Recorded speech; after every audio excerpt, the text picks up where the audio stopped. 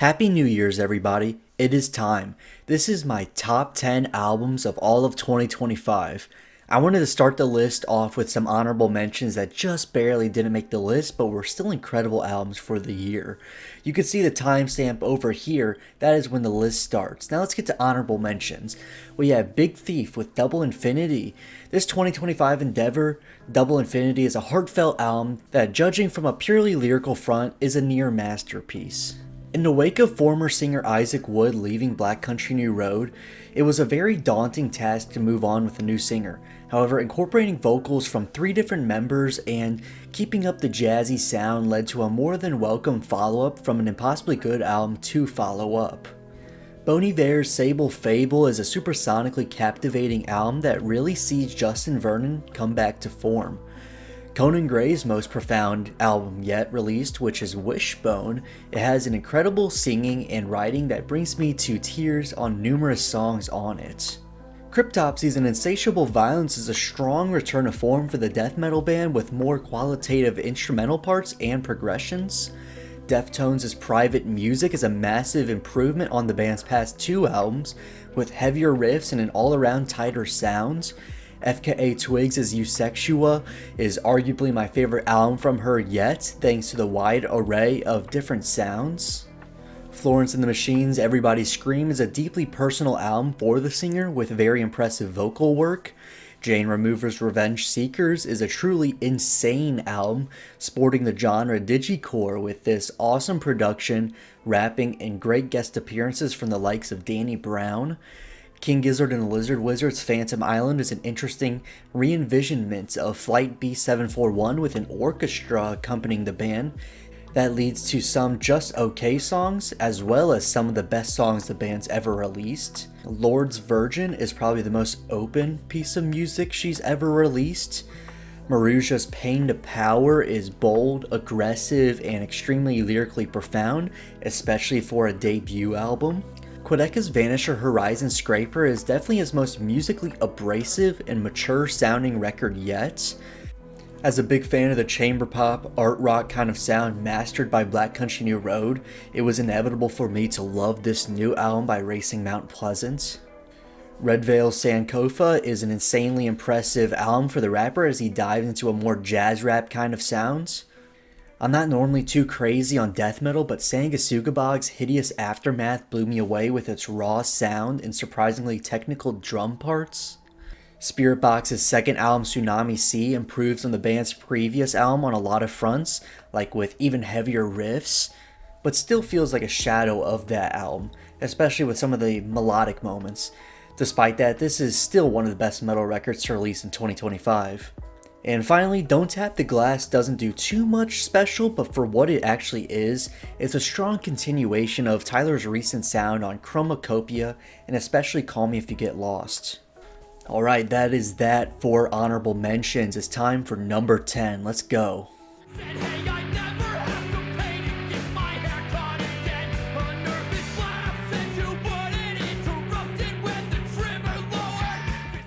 Six years after the band's previous album and over a decade since the last album I thoroughly enjoyed from them, post-hardcore band La Dispute made a powerful return to music in 2025 with No One Was Driving the Car.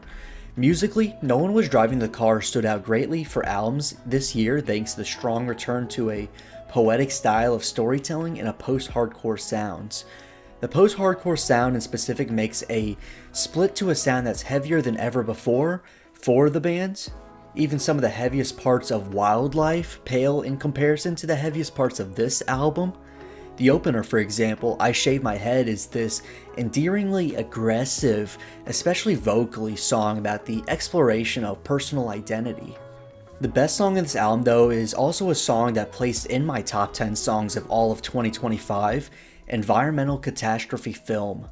It's this long song that progresses through phases discussing the meaning of life and the consequence of human action.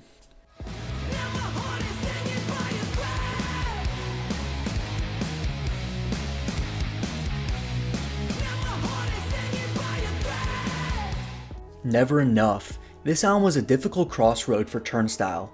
Their earliest fans connected with the band's more hardcore roots, while newer listeners gravitated towards the newer, more melodic sound they have been recently going for. I worried going into this album originally that balancing those expectations might hold this new album back, but Turnstile instead pushed forward with complete confidence. Never Enough opens with the title track, Never Enough, a heartfelt song that strongly reflects the melodic side of an album like Glow On, featuring polished production, a super anthemic chorus, and a moving guitar solo. However, where they tried something completely foreign was that same opener, which featured an extended ambient outro that slowly builds up before slamming into the crushing opening riff of the song Soul. For me, this immediately signaled that this album wouldn't settle for any particular sound, rather further expanding on both the heavy and the melodic simultaneously. The heavier moments in question don't hold back. Daniel Fang's drumming remains explosive and aggressive, driving the album forward at relentless tempos regardless of whether a song leans melodic or hardcore. His snare in particular has a sharp, engaging, punchy sound that pulls me into every song. Rather than choosing one sound over the other, Turnstile blends both sides of their identity while placing a greater emphasis on atmosphere than ever before. Clean guitar parts, airy synths, and subtle hi-hats appear throughout the album, which create a breezy, oceany feel that does match the album's artwork. My favorite track on the album, Look Out For Me, a super ambitious song that pushes Turnstile into unfamiliar territory for them, with the song's 6-minute length. It starts with a familiar structure, hard-hitting drums and riffage, then the explosive breakdown into the chorus. Look Out For Me execute this formula better than almost any song they've ever released though. Singer Brendan Yates' delivery of Now My Heart Is Hanging By a Thread is chilling, and the second half of the song goes fully experimental with weird sound effects and ambient textures that build up to a grand sound before quietly coming to a close. Overall, Never Enough may fall slightly short of Glow On in terms of immediate standout tracks, but as a complete album listening experience, it shows clear growth for Turnstile.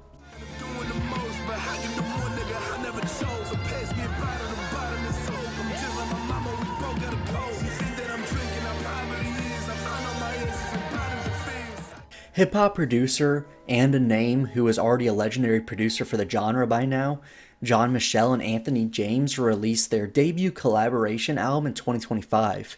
Upon release, the album garnered much critical acclaim in places like Album of the Year and Rate Your Music and other online music reviewing platforms. The album in question, Egotrip, is an album that is so incredibly masterful in every single aspect of it that just about anyone can find something on here that they love. For example, lyrically, John Michel writes poetically about themes like religion, addiction, and rising above hardship. The sentiments he touches on are extremely relatable and hard-hitting for me, and his fast rapping and well-pronounced and articulated style of flowing makes it all the more engaging to listen to. On the production front too, Anthony James has this super grand sounding production style using more jazzy instrumentation and loops paired with electronic drum parts to create a blend between the fun punchiness of rap music with the elegance and shine of more instrumental based music genres. The duo of Anthony James and John Michel are so perfect for each other as each complement one another perfectly on Egotrip. It's the way God planned it, bitch, understand it. We don't die, we multiply just like rabbits, you shacking like tenacity. With the fatty thick like molasses, I'm out here stacking cabbage, bitch, I'm coming right at you, put on your 3D glasses. Freddie Gibbs has already long proved his sheer talent and musical artistry since the release of one of the greatest albums of all time, 2014's Pinata. Since, Freddie Gibbs has kept up his grimy vocal tone and lyricism while completely flipping his production styles. Where Pinata had this old school hip hop, turntablism based production, thanks to the legendary producer Madlib, Freddie's newest release, Alfredo 2, has this far softer, coffee house style of production at the hands of The Alchemists. While for just about any other rapper out there, this huge sonic difference would lead to an embarrassingly worse sound. For Freddie Gibbs though, this is not at all the case. There's a weirdly captivating irony about the sound differential between the production and rapping on Alfredo 2. The juxtaposition between a smooth beat and hardcore rapping elevates Freddie's flow rather than undermining it. As well as this, it gives more room to hear about the witty one-liners that Freddie gives always has loaded, and the more sentimental moments where he speaks on things more lyrically important. Outshot LeBron, then jumped off the pyramid. I'm kinda scared to admit I'm afraid of growing up. No one here wants to dance, things are changing.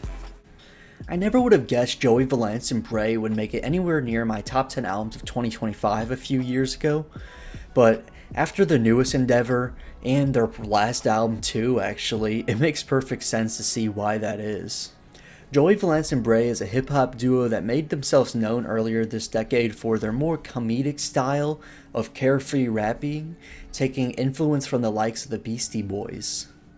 While they could have very easily stayed in that lane, Hyper Youth, their new album, saw them go into a completely different lane. Hyper Youth is easily the most mature and introspective the duo has ever gotten, with multiple songs that are extremely emotional and well written, discussing themes about everything from maturity, identity, and combating loneliness, especially in a post-COVID world. My favorite song from the album, Live Right, for example, has this more indie rock sound paired with the duo's iconic rap-based sounds.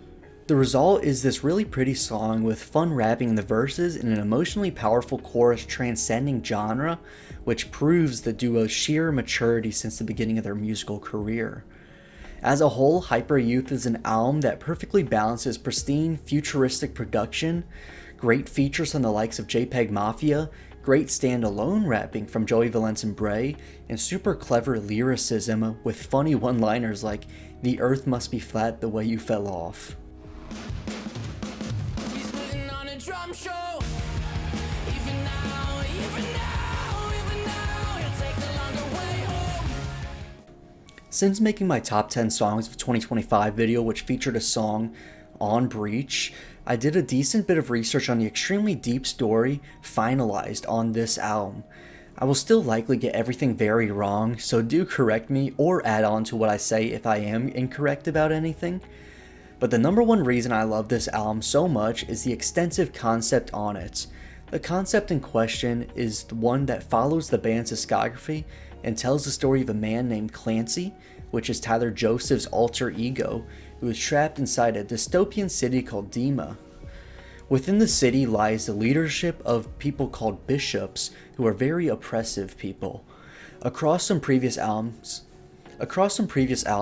Clancy teams up with a resistance group in Dima called the Banditos.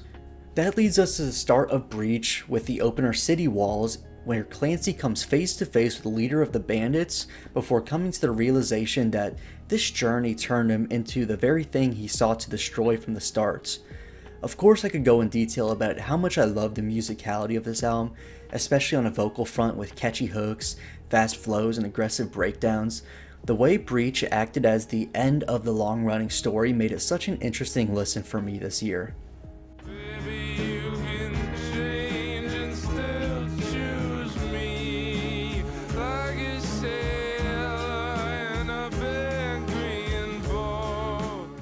Opening up with one of the most insane songs I've heard in 2025 with Trinidad, Geese is Getting Killed is a spectacular album that improves on absolutely everything from the band's previous album, while still finding a way to somehow experiment with new sounds even more. Musically, Getting Killed largely revolves around a softer vocal style from Cameron Winter, but that doesn't mean it stays in that lane throughout the whole album. Rather, the vocals are more controlled than ever before, and it pays off very well. The instrumentation on this album is super well mixed, and it sounds like it's constantly battling the singing, which makes for a very good sounds. My favorite song from the album, called Taxes, for example, has a nice snare rudiment and echoed hums as its instrumentation, which elevates Cameron Winter's softer, though accented vocals very well. The whole song has a much chiller vibe up until the powerful chorus and breakdown towards the end of the song, where the powerful juxtaposition makes the softer sound pay off all the better. Even on a lyrical front, Geese found a way to improve dramatically on Getting Killed. The album consistently touches on existential angst, love and heartache, and other sources. Alpay's Do Cocaine is about the pleading desire to keep a relationship intact. Taxes is about the importance of personal recovery and hardship, and personal isolation is touched on Islands of Men. Getting Killed doesn't do too much extraordinarily unique compared to other music they've released before. However, the album is the strongest effort yet for the band in all aspects. The two-time Gemini with the genocide. I'm generous, however you want it. I'll be the gentle kind. Gentlemen and gangsters connect. The agenda her mind. Move niggas up out of here. This shit get gentrified. Heavy jeans like Genevieve. 2025's reunion of the legendary hip-hop duo Clipse, consisting of rappers Pusha T and Malice, was one of the most exciting things to come out of music in 2025. With the reunion came my rap album of the year, Let God Sort 'Em Out. As for the album itself, Pusha T and Malice keep up the fast, angry flow they have been known for throughout their older albums like Hell Hath No Fury, but instead they throw shade to other artists within the modern rap scene that have done them wrong or are morally corrupt in their eyes. Whether it's Travis Scott for playing both sides within the Kendrick Lamar and Drake feud, Kanye West for his abandonment of his former morals, or even Drake himself for everything that occurred leading up to the album, both Pusha T and Malice showed no mercy on Let God Sort 'Em Out. The album opens up with a chilling track titled The Birds Don't Sing, which features John Legend and Pharrell Williams, who is also the lone executive producer of the entire album, singing a beautiful chorus complementing the rest of the song, which sees Pusha T and Malice detailing their experience with seeing their mother and fathers pass away. This is something that affected Pusha T especially extremely deeply, as it occurred recently in 2021 while he was away from her. The song is a more mellow track that sets the scene for both Pusha T and Malice's lyrical profoundness and openness seen throughout the rest of the album, as well as Pharrell showing off to an extent his growing skills in using sampling in his production. The Birds Don't Sing transitions into a spree of extremely significant tracks for the album. The second track, Chains and Whips, is a song that caused so much drama with the release of the album as a whole. A haunting guitar riff and thumping bass line reminiscent of the past collaboration between Pusha T and Kendrick Lamar, Nostalgia, defines the track. Pusha T has this unfiltered energy throughout the start of the song too, but it's the ending though that has quickly become what is probably my favorite part of the entire album. Kendrick Lamar unleashes a rapid-fire collection of hard-hitting lyrics that detail his anger for those who have wronged him. This includes obviously none other than the man who had wronged Pusha T time and time again, Drake. It's such a fun feature seeing Kendrick Lamar not being finished with his hatred for the Canadian rapper, and it's honestly made this song one of my most returned to hip-hop songs of the entire year. Track 3, POV, has a very fun feature from Tyler the Creator and a heavenly beat switch towards the end of the song, switching from Pusha T's verse to Malice's. But it's the next song where things get most serious on the entire album, and it's probably the song that defines the album the best. So Be It, possibly the most discussed song on Let God Sort 'Em Out, and one of my favorite songs of all of 2025, that I did break down deeper on my top 10 songs of 2025 video. The rest of the album is a wonderful display of sample-based hip-hop production at the hands of Pharrell Williams, and masterful, aggressive flows from two of the greatest rappers of all time.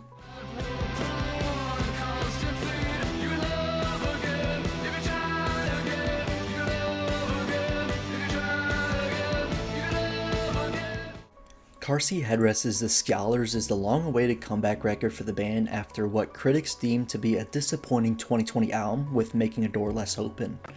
This return album blew me away the first time I heard it, with its vast musical landscape and deeply engaging story told throughout the album. The story in question is of a group of students bound together by their shared education.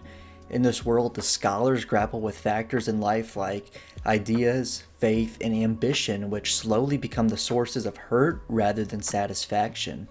As the record progresses, these scholars grapple with their sense of identity and authority, but often lose themselves in the process. Different voices emerge across the songs from both singer Will Toledo and guitarist Ethan Ives, for example, which show multiple perspectives being told in the same group of songs. By the end of the album, the pursuit of knowledge reveals its limits rather than providing the answer the characters were seeking in life. A song like the masterfully written 19-minute long Planet Desperation is a good example of this. The lyrical attributes are far from the only thing appealing about the Scholars though. Musically, this album is one of the most well-crafted, catchy, emotional, all over the place albums form car seat headrests since their re-recording of Twin Fantasy in 2018. The album opens up with this more ballady track called CCF, I'm Gonna Stay With You, where Will Toledo opens the album with some super catchy melodies like the I'm Going to Stay With You chorus. A few songs later comes one of the most catchy and fun songs the band has released since 2018's Bodies with The Catastrophe. Gethsemane as well is a super ambitious 11-minute single that was in contention for my Song of the Year this year. Gethsemane features a more ominous sound progressing up to a tear-jerking repeated You Can Love Again If You Try Again, which has some of Will Toledo's best vocals of his entire career.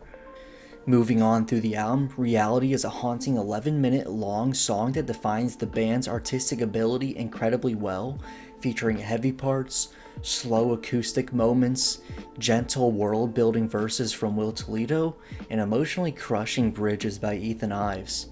All in all, The Scholars is a masterfully created album that has such an impressive variety in its sound, while still being able to seamlessly chain each song together to create the super cool concept-based album.